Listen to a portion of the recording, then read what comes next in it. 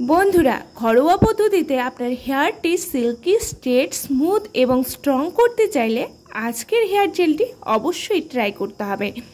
এটির ব্যবহারে চুলটি হবে ঘন, মোটা, লম্বা এবং শক্তিশালী। মাত্র একবার ব্যবহারেই চুল পড়া চিরতরে বন্ধ হয়ে নতুন চুল তো গজাবেই, সাথে চুলটি হবে সিল্কি, শাইনি, একদম straight. No frizziness, no dryness. রুক্ষতা, শুষ্কতা, খুশকি, স্প্লিট এন্ডের সমস্যা দূর করে চুলটিকে করে তুলবে মোটা, ঘন, সোজা ও মজবুত। মাত্র 3টি উপাদান মেশানো এই ঘরোয়া হেয়ার জেলটি লাগান বন্ধুরা, যার জন্য অনেক কিছু করার কোনো প্রয়োজন নেই। ঘরে থাকা 3টি জিনিস দিয়ে আপনারা স্ট্রং হেয়ার জেলটি তৈরি করে ফেলতে পারবেন।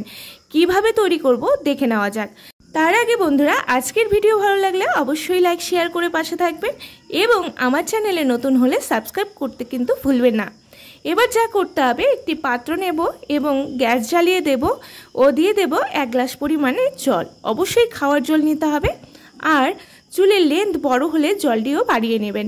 এবার এখানে দিয়ে দিতে হবে ফ্ল্যাক্স সিড, তিসির বীজ, যা ওমেগা 3 ফ্যাটি অ্যাসিড সমৃদ্ধ, যা চুলকে স্ট্রেট, সোজা তো করবেই, সাথে চুলের গোড়া মজবুত করে দ্রুত চুল লম্বা ও ঘন করবে, চুলের জেল্লা বাড়াতে হেল্প করবে। এবার এর মধ্যে দিয়ে দেব কারি পাতা 10 থেকে 12 খানা, যা চুল পড়া রোধ করে চুলের গোড়া শক্ত করবে এবং খুশকি দূর করে প্রাকৃতিক জেল্লা বাড়িয়ে দেবে।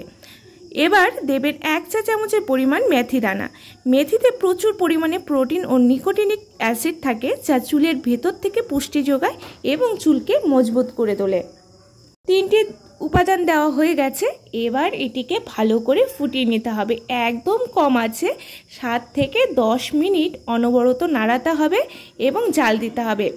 দেখবেন জেলটি যেন ঘন হয়ে না যায়। পাতলা অবস্থায় এটিকে নামিয়ে নিতে হবে, একদম ঘন নয়, একদম জল অবস্থায় নয়, সামান্য ঘন হলে এটিকে নামিয়ে ঠান্ডা করে নিন।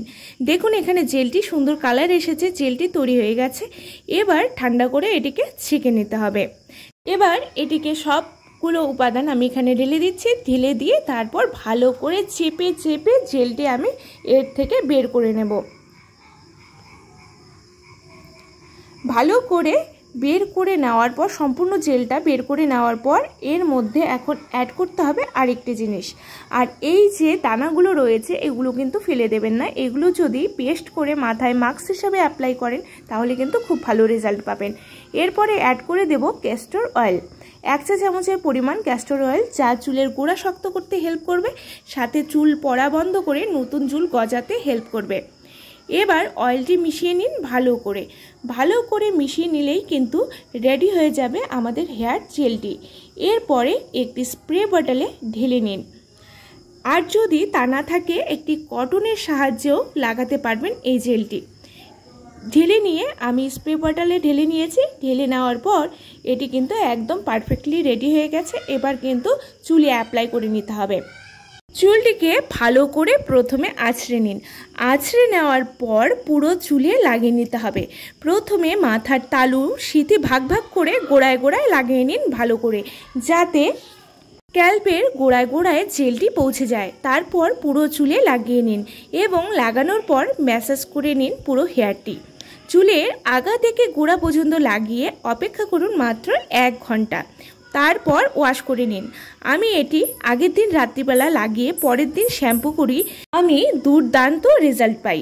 যদি সম্ভব না হয় স্নান করার আগে 1 ঘন্টা আগে লাগিয়ে ওয়াশ করলেও হবে। এটি ছেলে মেয়ে সকলেই ইউজ করতে পারবেন। যাদের অধিক চুল পড়ার সমস্যা হচ্ছে বা চুলটি খুবই রুক্ষ হয়ে যাচ্ছে, ডে বাই ডে চুল আঁচড়ানো যাচ্ছে না, প্রচুর জট লাগার সমস্যা আছে, তাদের বলবো সপ্তাহে 3 বার এই জেলটি ইউজ করবেন, বেস্ট রেজাল্টেই পাবেন।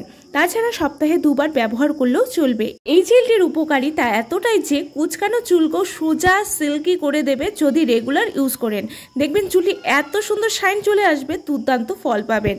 বন্ধুরা, 1 ঘন্টা অপেক্ষা করার পর আফটার ওয়াশ দেখুন চুলটি যেমন সিল্কি স্মুথ হবে, সাথে ন্যাচারাল একটা শাইনও চলে আসবে এবং চুলটিকে স্ট্রেট করে দেবে। বন্ধুরা, কেমিক্যাল ছাড়া যদি চুলকে হেলদি, স্ট্রেট, স্ট্রং করতে চান তাহলে অবশ্যই কিন্তু এই জেলটি আপনাদের ট্রাই করতে হবে। ঘরেই বসেই পেয়ে যাবেন আপনারা এত সুন্দর সিল্কি স্মুথ হেয়ার, এবং এই জেলটি ভিতর থেকেও কিন্তু পুষ্টি যোগাবে এবং চুলটিকে স্ট্রং করবে, মজবুত করবে। বন্ধুরা, অবশ্যই ট্রাই করুন। আজকের ভিডিও ভালো লাগলে অবশ্যই লাইক শেয়ার করে দেবেন এবং ভালো থাকবেন, সুস্থ থাকবেন। নমস্কার।